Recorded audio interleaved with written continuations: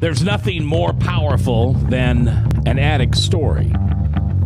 How he was, how he got sober, and how his life is different now.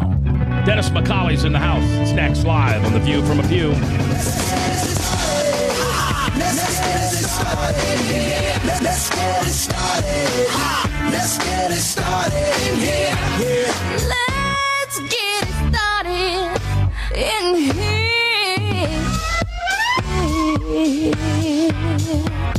Welcome to The View from a Pew, a conversation among Christians who are out to grow their faith by asking the simple questions, the tough questions, and the stuff you really wish your pastor would talk about. Come on now, let's reason together. It's your voice we want to hear. The phone lines are open, so join the conversation. Call 855-244-0077. That's 855-244-0077. Now, here's your host, J. Michael McCoy. All right, welcome. 4 minutes after the hour, we welcome you to a Recovery Monday, or as we're going to start using the new name of the show today. Dennis, it's like because you're here, we're going to start using the new name of the show in honor of my presence. Yeah, absolutely. There you go. That's what I was thinking. But from now on, the show that Joe and I do on Monday will be called Restoring Hope, because that is what we try to do here. When someone is in the grips of hurts, habits, and hang-ups, addictions, pornography, alcoholism, drugs, especially the big one, the new one now, is the prescription drugs. And they're in a world of hurt. And what they need is hope restored. And you might say, well, what are you, Mac, you're just kind of making a blanket statement that people who are in that situation have lost hope.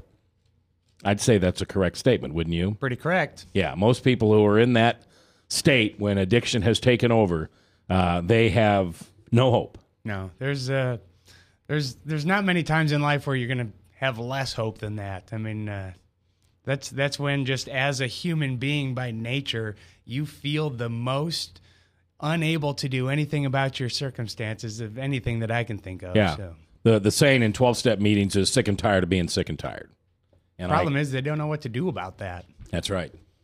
And so today we're going to hopefully help you get one little nugget of wisdom. One little nugget of wisdom. My prayer, I opened up saying that Dennis McCauley was going to be here, and then who's the group that does that opening for us?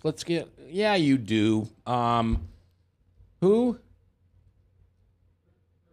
Fergie. Black Eyed Peas. Bob, you should have known that. You're hip to today's music. While they're singing their little Let's Get It Started in here, I say a prayer. I say two prayers.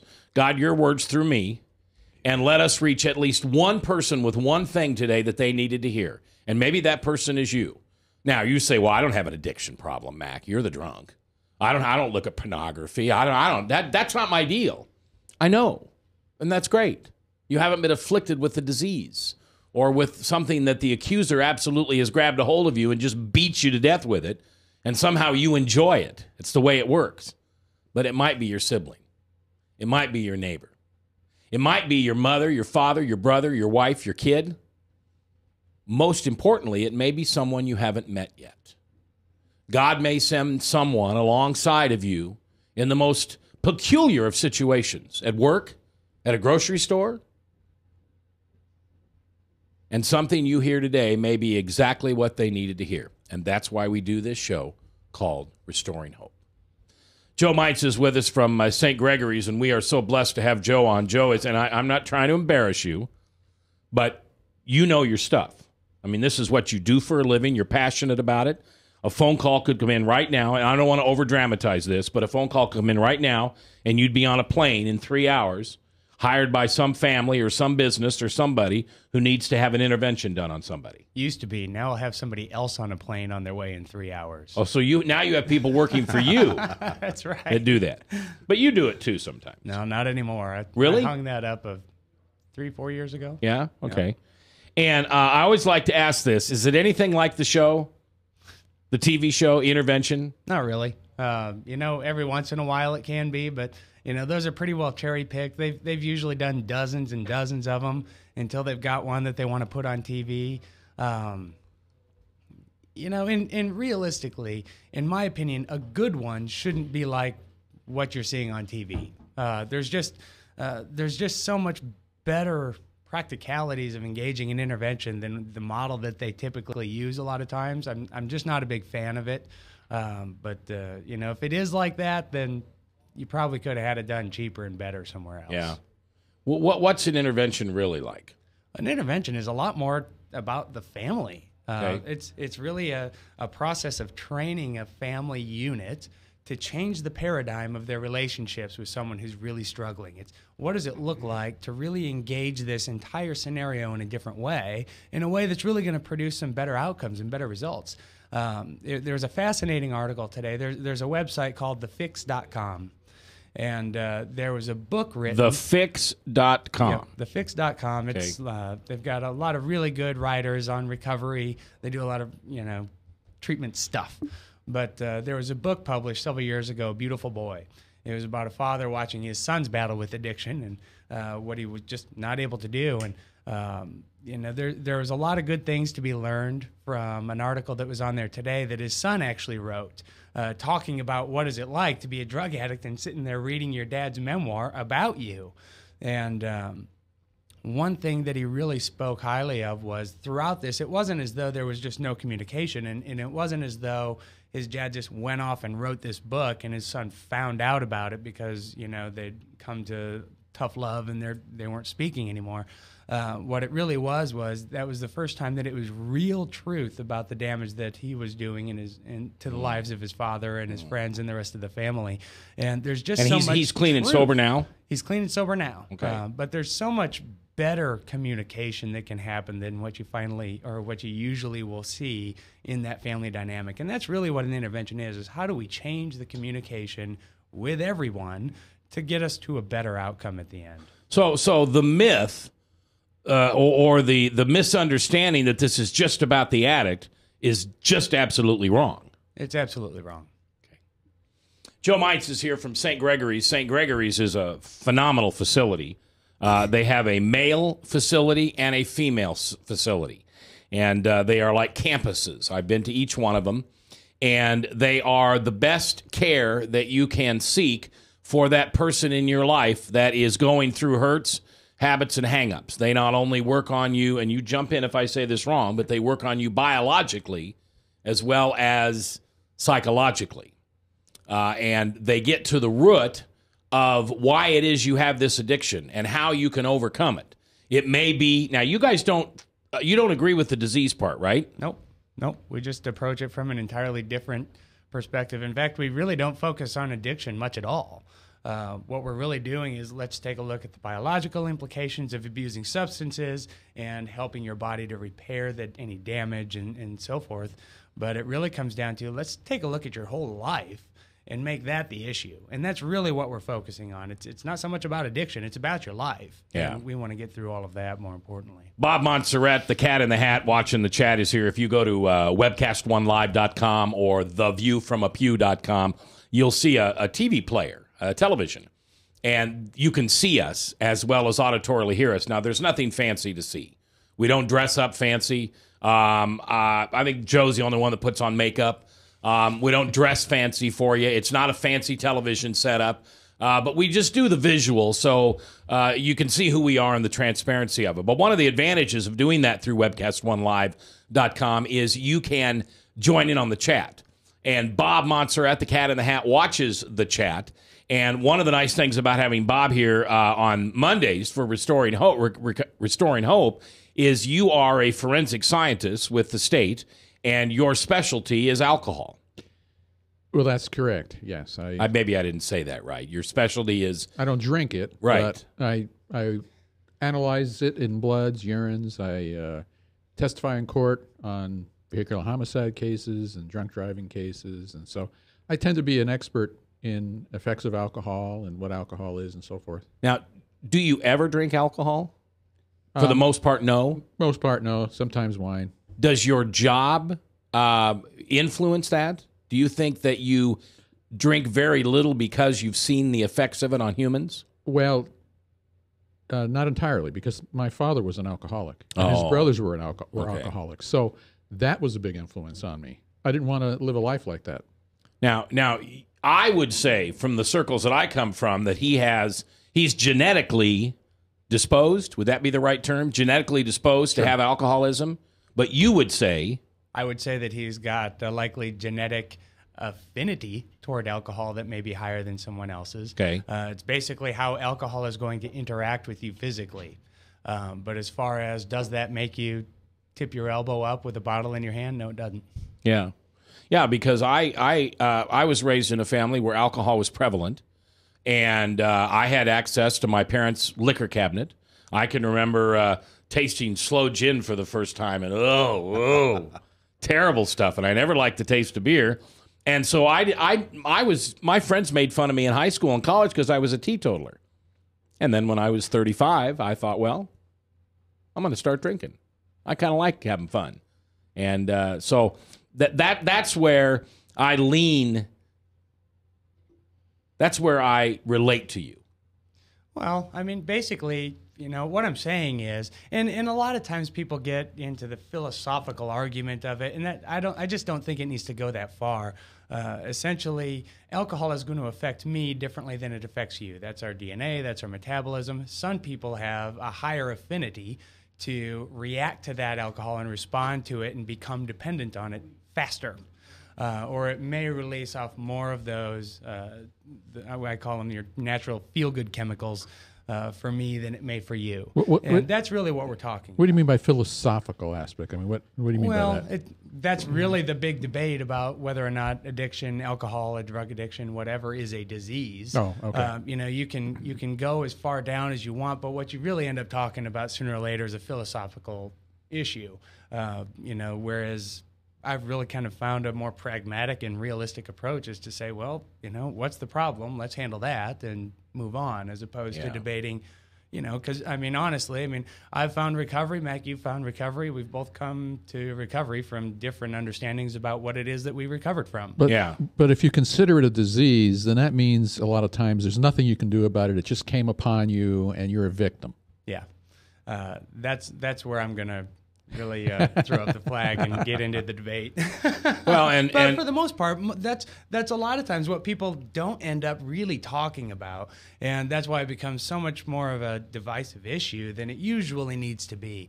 And unfortunately, there's so much more that goes into that, defining some of these things, and what we find in the argument of defining it, nobody really cares about the actualities of it either way. They end up just wanting their camp to win, and I just don't care. I don't really care either. I don't really care either. I think that's one of the reasons the good Lord gave me that 34 years of not liking the taste of alcohol, so I wouldn't be in either camp. And actually, I just put all my trust in Him. Yeah. Yeah. At the end of the day, that's really what we're talking about. And St. Gregory's is a Christ-centered. Now, that you can be the biggest pagan, heathen, atheist that you want, and you are still lovingly welcomed and accepted at St. Gregory's. It is not pushed on you. It is not forced on you.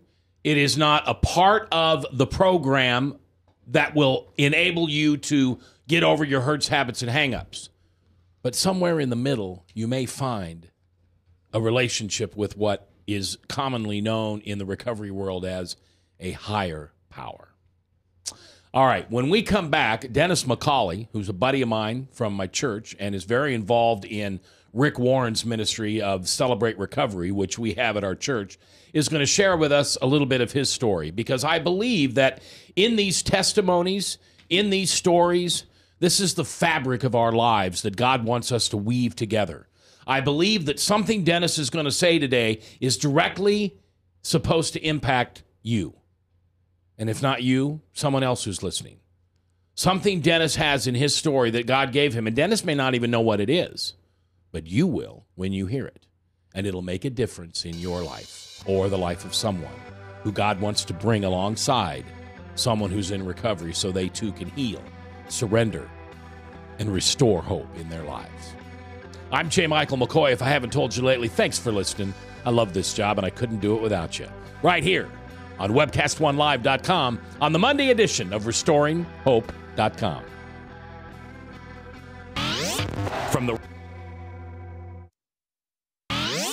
From the RE/MAX Real Estate Concept Studios, this is Webcast One Live. If you choose to obey the power of sin, it leads to death. If you choose to obey obedience, it leads to righteousness. Forgiveness is just the beginning of life in Christ. God wants us to live for Him now.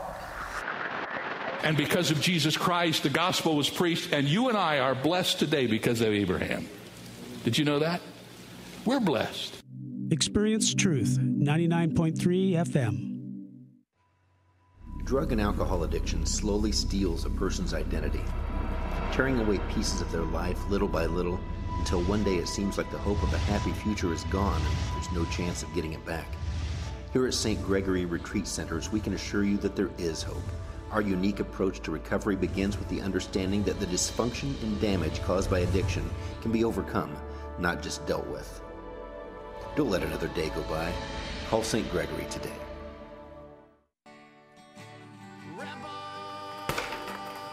Fight the good fight on a Rebels Cause Radio, Thursday evenings at 8 p.m.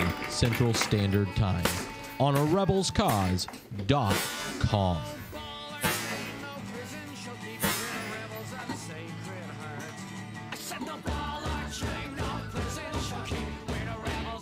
A Rebels Cause Radio is edutainment. Whether you're 10, 25, 50, 80 years old and beyond, everyone needs to live within their means. I'm Tom Coates with Consumer Credit of America. For almost a quarter of a century, we've helped people of all ages learn to manage their personal finances to benefit them far into the future. When problems arise, we've got the experience you need to make those debt problems go away. Got financial problems? Call Consumer Credit of America. The only way we come to know the Saviorship of Jesus Christ is by bowing and acknowledging that He is Lord and King over all the earth. Jesus Christ died on a cross, paid the penalty for our sin, and by repenting of our sin and accepting Him by faith, what He did for us, we are forgiven. Salvation is not a combination of faith and works. Salvation is by faith alone in God. Experience Truth, 99.3 FM. From the RE/MAX Real Estate Concept Studios, this is Webcast One Live.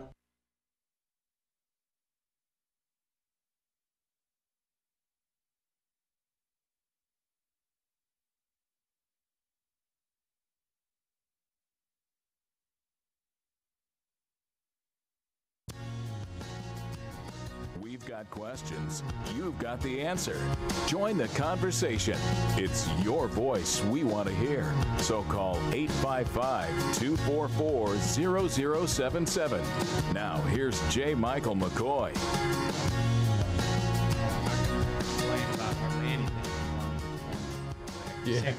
21 minutes after the hour on this Restoring Hope. I always want to say Restoration Monday, because we used to say Recovery Monday, so I have to get used to that.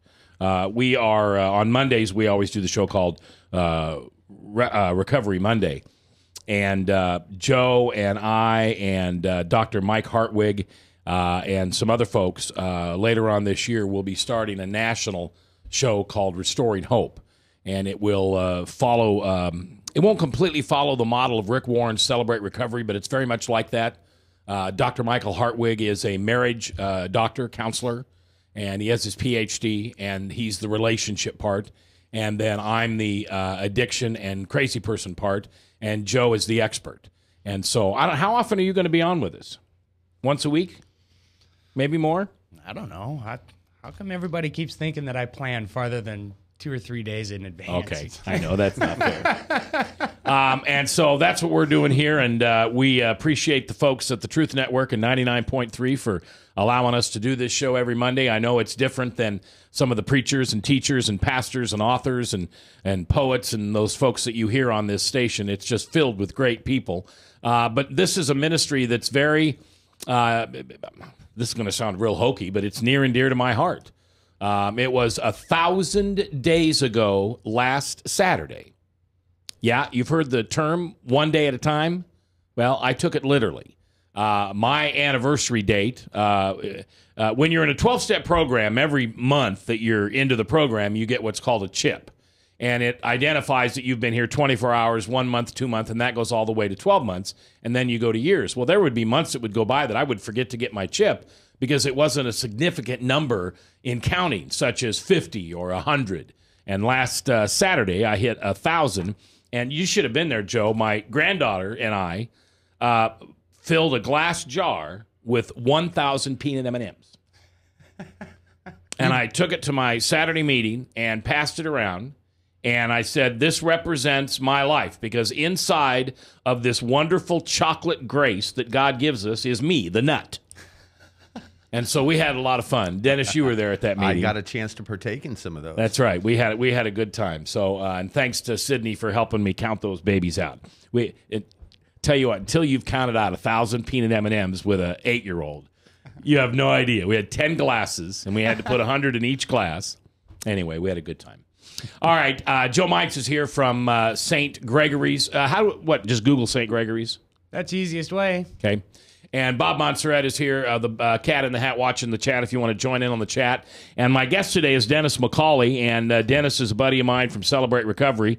And I wanted Dennis to come in and tell us a little bit about his story because it's stories that weave the fabric of our lives together, and it's how God, in my humble opinion, helps us find each other. Because I have friends in this world that I have met through the recovery world. How would I have ever known you?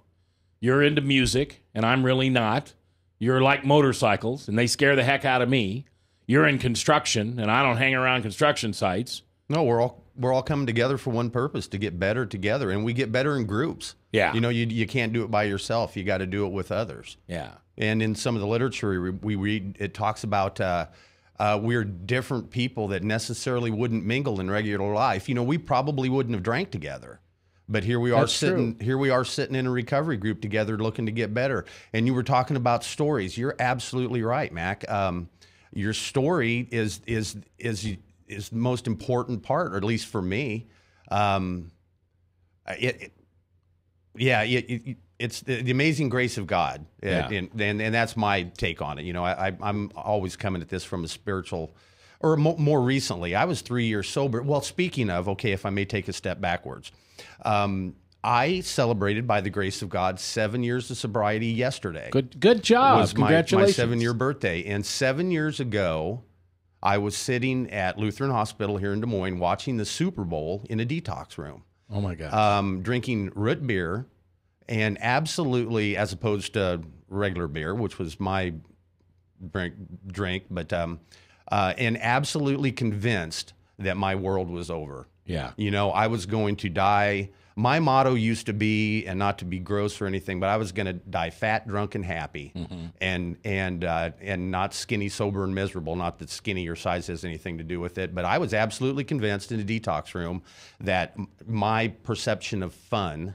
was completely over. Oh, yeah. You know, and now what am I going to do? And I was scared to death. And I think that is, as like Joe was talking, you know, you got all these different people that are out there considering, you know, when you're in the darkness, you know, the darkness of addiction or alcoholism, it doesn't matter if your darkness is the size of a closet or the size of an auditorium. Dark is dark, you know, and hopelessness is hopelessness. But I was absolutely convinced that there was just no hope. You know, I mean, but I was also sick and tired of being sick and tired. Now, what brought you to Lutheran Hospital 7 years ago that Sunday? To attend the Powell Treatment Center. Okay, but what brought you to Powell, though? I mean, why did you decide to go into treatment? Well, that's part of the story. Let's back up and start with this. Where are you from originally? I'm from Adel. Okay, so you've always been around here. Mm-hmm. Was your dad a drinker?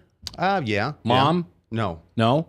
You can count on one hand how many drinks my mom has had in her entire life. Would you say that your father was an alcoholic? It's one of those deals where let's just say that there were times in his life that he drank in an alcoholic fashion, I would guess. Okay. But, it's one of those deals where my plate's full. I'll worry about me. I'm not here to label anybody else, So. All right. So you started drinking in high school, junior high? No, it was, I find that, if I can back up a little bit, I was raised in an upper middle class, blue collar family, good mom and dad, had everything I ever wanted, not necessarily everything, or everything I ever needed, not necessarily everything I would have wanted. But typical kid stuff. Got to that magic age. I was raised in a church environment. I we attended church regularly. But I got to that magic age, which is like 12, 13, I was attending confirmation classes at church because basically that's where the cute girls went, and so, but you get to that magic age where, the church kids aren't having fun the way the world describes fun. And so you start dabbling with, stealing liquor out of the liquor cabinet, or your friends, stealing a bottle of booze or a six-pack or whatever the case may be. But I will never forget my first drink. I mean, I remember the way it made me feel, the way it just affected. How old were you? Around that 12 or 13. I don't know really for sure how old I was. Okay.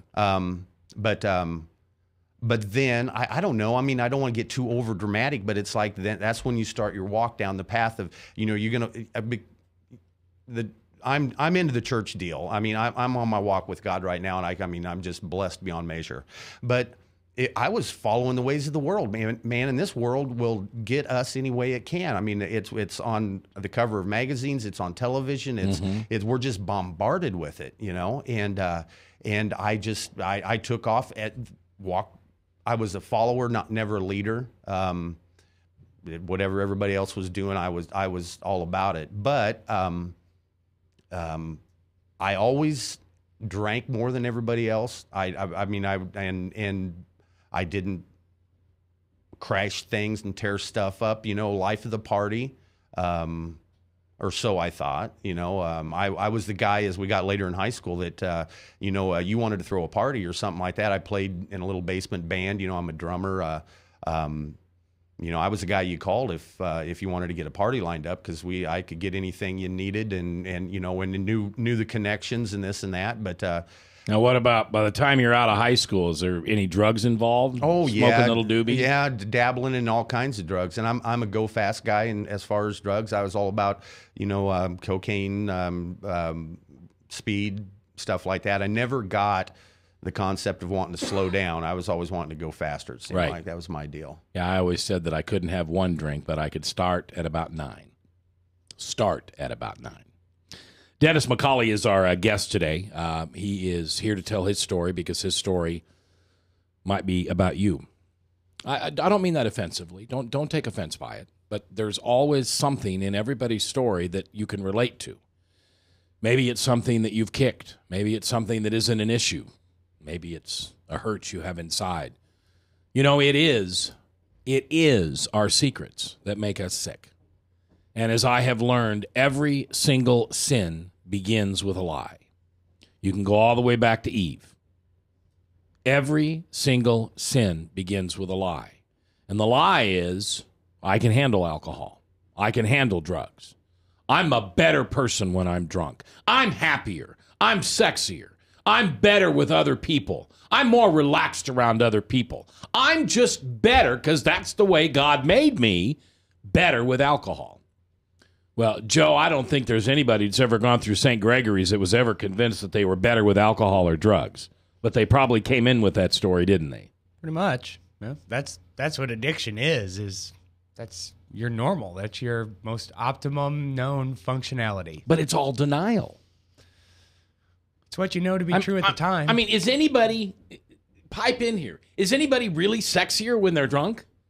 Is anybody really smarter when you're drunk? Not for the sober person looking at you. Yeah. Right. In the reality of the world, the sober person looks at you and, no, you can't drive. That was a really stupid thing to do. Why do you do things that hurt people? Why do you say things that hurt people? And we're oblivious to it. And the thing is, it's happening constantly. Constantly I get cases in where the vehicular homicides, where OWI. So are people learning? They're still doing it. So it's not something where they see the negative effects like some can see. They just keep doing it, keep getting arrested, 3rd, 4th, 5th offenses. Oh. Now, Joe, as Dennis begins his story and shares with us, can you relate to that with some of the customers that you get into St. Gregory, some of the patients you get in? So many of them just start innocently. I can relate to that with me. Innocently start something, following the rest of the guys. Absolutely. It's the cool thing to do. It's pretty much carbon copy so far. And that was exactly the thing with me. And that's really why I say it's what you know best. I mean, that's how you learn to be you. I mean, you were the life of the party. You were the guy. I know with me, the more wild and crazy I got, the more friends I had, the more fun I had. So, that worked for me a lot better. You thought? No, I honestly at that time wasn't very good at making friends. Okay. Didn't have the friends I wanted. Wasn't in the group I wanted. And I found out really, really quickly. I remember it was one night, the first night I really tore one on, and we all went out and we ended up in a big fight. And for me, it was just like, oh my God, that's the first time I really belong in the group. And it was to the wall after that, because as far as I knew, that's the ticket. And that's the way I went for a long time. You relate to that, Dennis? Oh, absolutely. I mean, I was going to chime in there. For me, I never felt like I fit in. I never fit in, and there's no really any kind of logical way to base that. I was athletic. I did things that everybody else was doing, but I just didn't fit in. It was the old round peg in the square hole type deal. And coming out of the Christmas season, there's the epic of Rudolph the Red-Nosed Reindeer with the Island of Misfit Toys. Yeah, and that was where I fit in. You were the Misfit Toys. Yeah. All right, Dennis McCauley is our guest. Joe Meintz from St. Gregory's is in the house, along with Bob Monser at the Cat in the Hat. King David is producing. I'm J. Michael McCoy. And when we come back, a little more of Dennis's story and more on how hurts, habits, and hang-ups can end up causing depression, alcoholism, drug addiction, and sometimes suicide and death. That's today on Restoring Hope Live. From the RE/MAX Real Estate Concept Studios, this is Webcast One Live. If you choose to obey the power of sin, it leads to death. If you choose to obey obedience, it leads to righteousness. Forgiveness is just the beginning of life in Christ. God wants us to live for Him now. And because of Jesus Christ, the gospel was preached, and you and I are blessed today because of Abraham. Did you know that? We're blessed. Experience Truth, 99.3 FM. Drug and alcohol addiction slowly steals a person's identity, tearing away pieces of their life little by little until one day it seems like the hope of a happy future is gone and there's no chance of getting it back. Here at St. Gregory Retreat Centers, we can assure you that there is hope. Our unique approach to recovery begins with the understanding that the dysfunction and damage caused by addiction can be overcome, not just dealt with. Don't let another day go by. Call St. Gregory today.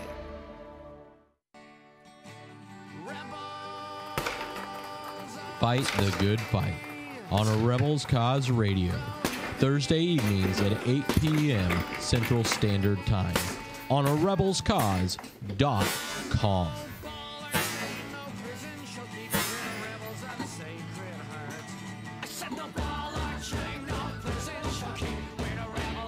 A Rebels Cause Radio is edutainment.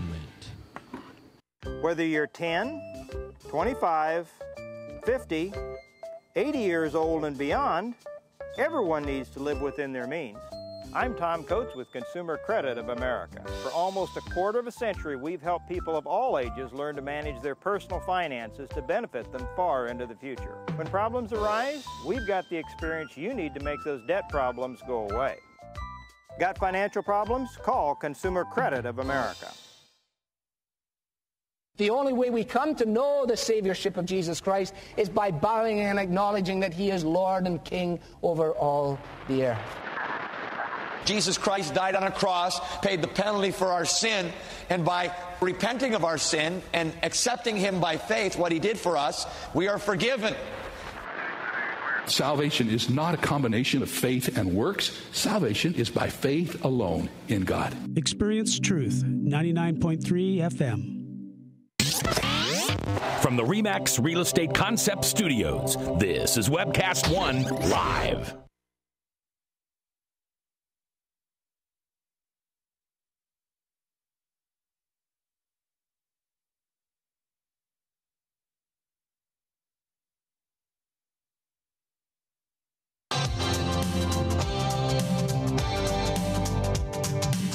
We're the ones in the pew, not pulpit.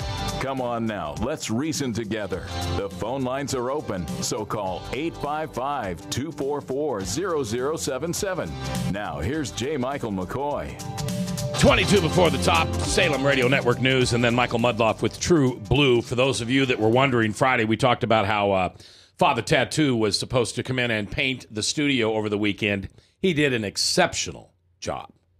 In fact, better than I thought it would be done. Isn't it beautiful, guys? It is. It looks beautiful. Yeah, It's very green. And you're not seeing that when you're watching it because we use a green screen technology. And rather than having cloth screens now, we have painted walls. And sometime maybe, King David or somebody will slip on the button and you'll see the green. And let me tell you something, it's green. But just exceptional. Much better than I ever thought it would look. Yeah, is this green screen green? I mean, yeah. Yeah. Okay, specifically made for that. Yeah. Okay. Now the underneath is just a green primer. There you can see that. Underneath is a green primer, but on top is a special. It's about about $85 a gallon? About $85 a gallon for the green screen paint.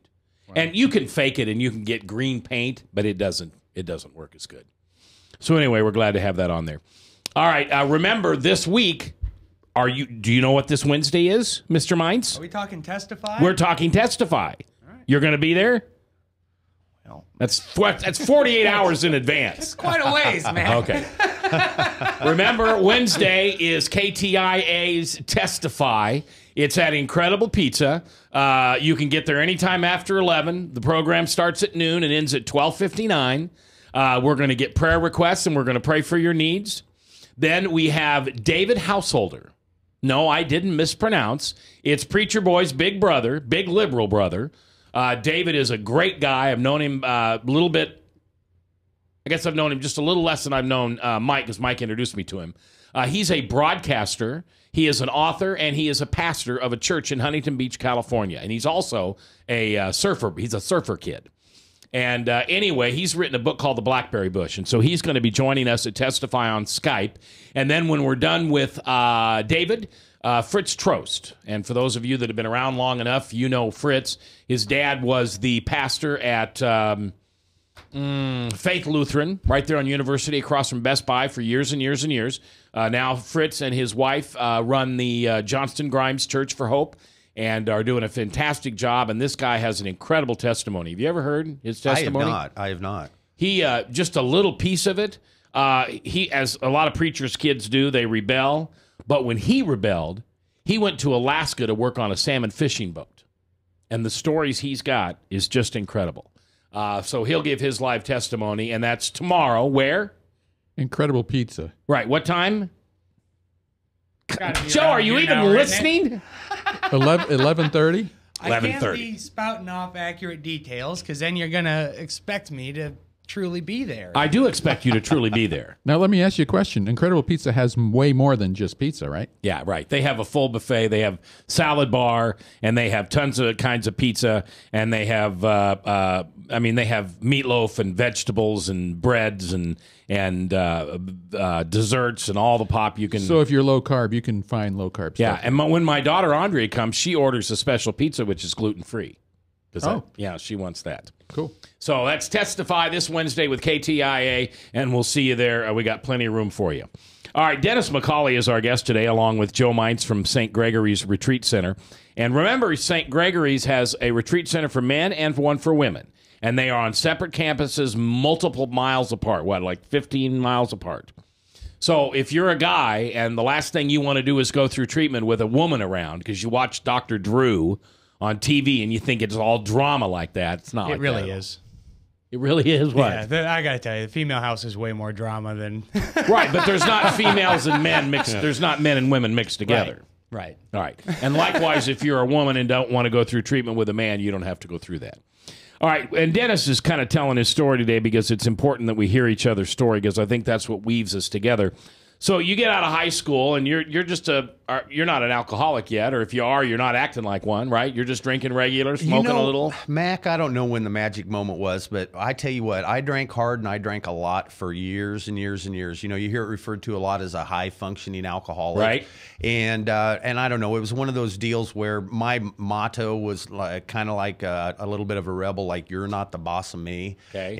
And drinking age was 18 back when I was a kid, and man, as soon as I turned 18, it was like, you know, Katie bar the door. Yeah, Katie bar the door. You know, I just didn't understand eating at a restaurant without having some kind of an alcoholic beverage. I didn't understand the concept of drinking pop. Even, it was always cold beer. I mean, and that was just my drink of choice. Never hard liquor? No, at the end it was. Yeah. Okay. Because, well, I mean, at the end, which we'll get there through the story, but man, at the end, I was drinking 30 cans of beer a day. Holy. 24 to 30 cans of beer a day. Is that normal? That was for him. Yeah. That's a lot of beer. That's a lot of beer. That's a case plus a day. Yeah, 24 to 30 cans of beer a day. Did you drink all day? All the time. I was an alcoholic, and you know, while you're working and everything. Well, the magic of that was self-employment.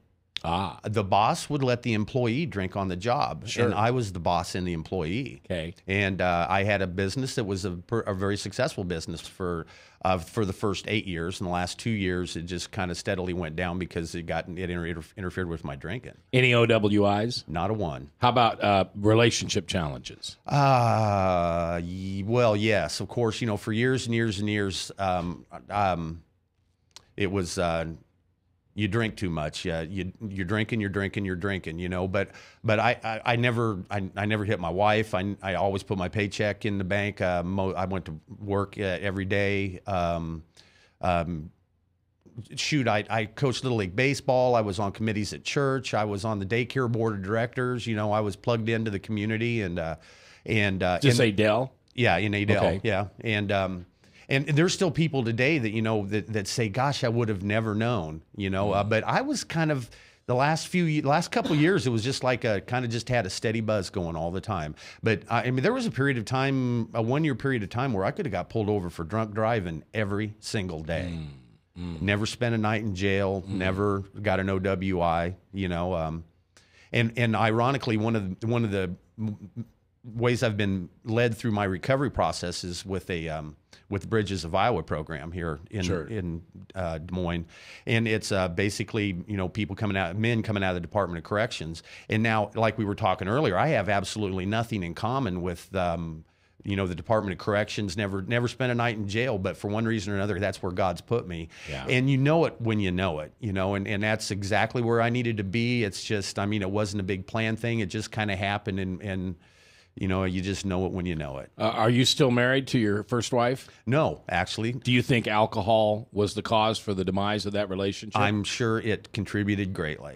Now, do you have any kids? I have 2 kids. And are they alcoholics? Do they have alcohol problems? No, not that I'm aware of. You know, I mean, I worry, but it's one of those deals where, you know, like when you were asking me about my father earlier, you know, I'll worry about my plate. I'll keep my plate full, because one thing I found in this deal is that if I wander off my walk, then my chance to be of help to them, to anybody as far as that goes, I lose my credibility real quick. Any relapses? I mean, you quit drinking and you're good for the last 7 years? Not a one, and by the grace of God. Yeah, by the grace of God. Yeah, that's the way. I used to say that was my deal too, because as soon as I quit on May 10th of 2010, I haven't had a drink since. But then I remember the fact that I had 2 DUIs over the 10 years prior, spent a couple nights in jail, went to Powell to satisfy the judge. At one point, just to make my wife feel better, I quit drinking this is so terrible, I quit drinking for 25 days. And you know how we celebrated the 25th day? Martinis with friends. And so when it comes down to it, I was in a constant stage of relapse. but emotionally I wasn't ready to quit yet. The judge was telling me I had to quit. I don't know if it's good or not, but my wife never once said to me, you need to quit drinking. Never once. Because I think if she would have, I think I probably would have. Because I love that woman, and I'm not going to, jeopardize that marriage. Oh, yeah, I heard it a lot. And, yeah, from family members and stuff, boy, you drink a lot. Boy, you drink a lot. You drink a lot. And what was your answer? Shut up? You're not the boss of me. Dennis McCauley is our guest. Joe Mites is here. Bob Montserrat, the Cat in the Hat. King David producing, and I'm Mac. Thanks for listening. When we come back, the end of the story, which is the beginning of a great life for Dennis and for those of us that choose restoring hope. Live here on webcast1live.com.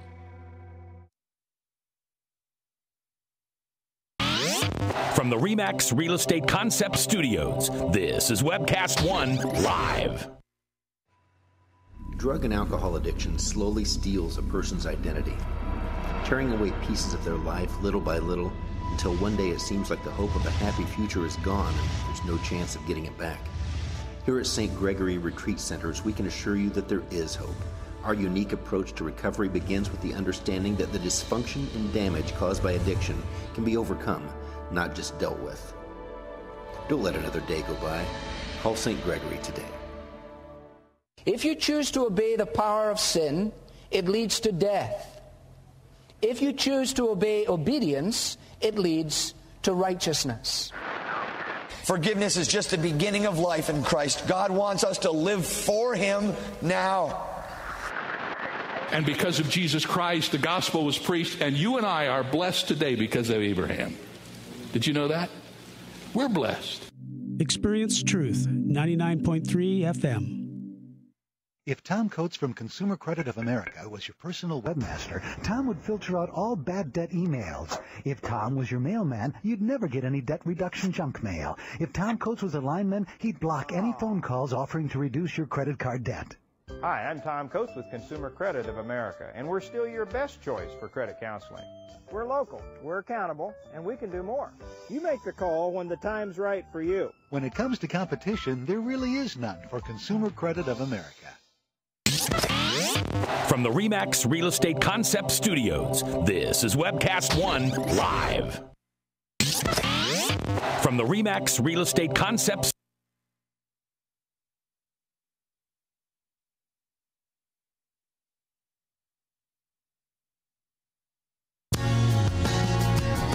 We've got questions. You've got the answer. Join the conversation. It's your voice we want to hear. So call 855-244-0077. Now, here's J. Michael McCoy. 10 before the top, Salem Radio Network News, and then Mike Mudloff, Pastor Michael Mudloff from True Blue with Westkirk Presbyterian Church. Joe Mites from St. Gregory's in the house. Bob Montserrat, the Cat in the Hat. King David producing, and we have Dennis McCauley here who's telling his story. Now, you gave your age away a little bit ago because you said when you could drink it was 18, and I think that changed in about, 1978 or 79 here in Iowa? Well, you mentioned your age before we went on. I'm 53. I am 53 as well. Are you really? Yes, I am. Wow, okay. So you're to the point. Let's go back about 8 years ago. So let's go back a year before you stopped drinking. Okay. Are you still married? Yes. Okay. Okay with the kids? Yes. Okay. My son's moved out of the house by that time. You're self-employed. Self-employed. So yep. No issues with jobs. No. You're not in jail for DUI. You're not in trouble with your wife. Your relationship with your kids is fine. You haven't lost a job. Why'd you quit drinking? It sounds like you had the perfect life. Well, what it came down to, there was a situation at home. And I don't need you to get personal. Yeah, that's true. And I thought about that before I came in, but we'll just keep. There were situations at home that I was not happy with in regard. And well, let me set this up. I was also we attended church.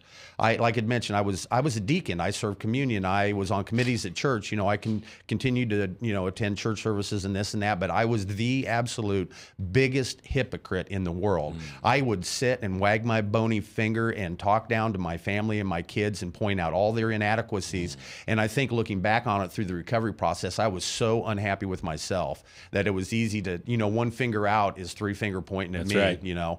And see, you know how that works, Joe? Like this. So I always go like that. Yeah, you always go like, okay. Then there's 3 pointing at me. Okay. But no, there was unrest in the family. There were things I was unhappy with, and I was, just, and my wife had filed for divorce at that time, and fine with me. If you want to run this show, you run the show. But looking back on it, I truly get it because I wasn't participating much. So anyway, I moved into a little place of my own, and in a 6-month period of time, that's when it all fell apart.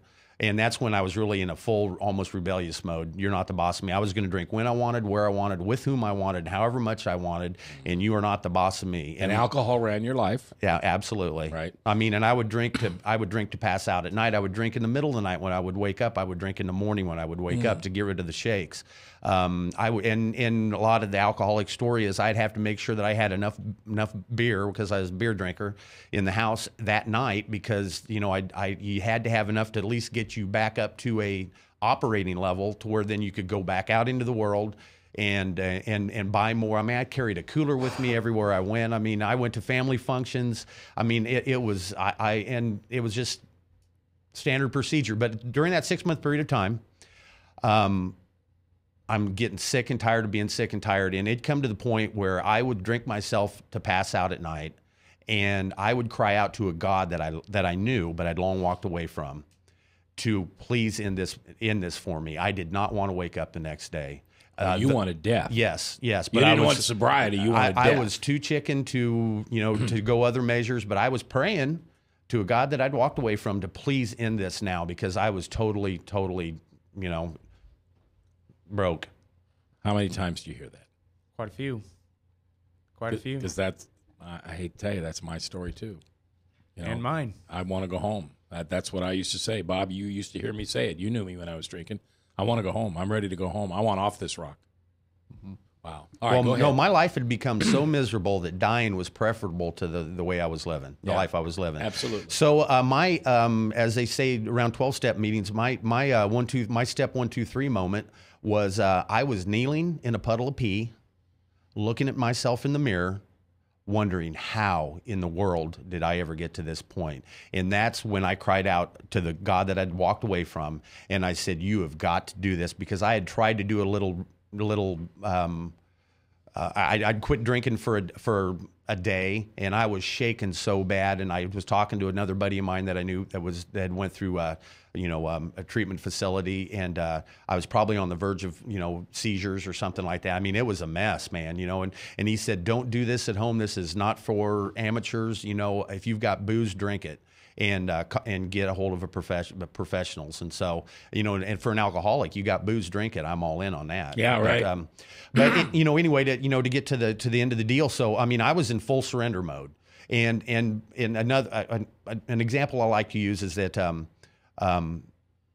would have done anything. I mean, but I was also a foxhole convert. I would pray, God, get me out of this, whatever this is, and I'll never do whatever it is again, and fill in the blank time. I'm right back at it. But I made that commitment to my God at that time, and I said, you get me out of this, I will sing. The message that you put on me to carry, and I truly believe that me being here today is a part of that message, man. So then you went into a treatment center. Yep. You got sober. Yep.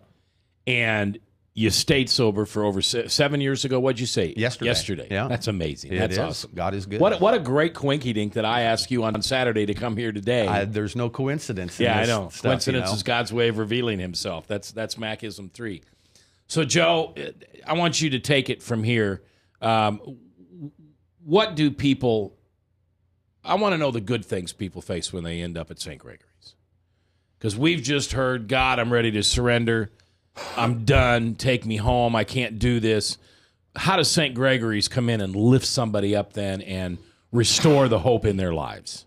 Well, I think you really hit on a really big part, and that's that initial stage of you're shaking like that. You're absolutely right. I mean, that's life-threatening. That's when people have the seizures and don't wake up. We see that stuff quite a bit. And the big thing, and this is always something that I really like to point out, is there are so many families out there waiting for someone to have that moment that you had, and there are so many that doesn't happen. There's a lot of dead people that never got to get to that moment.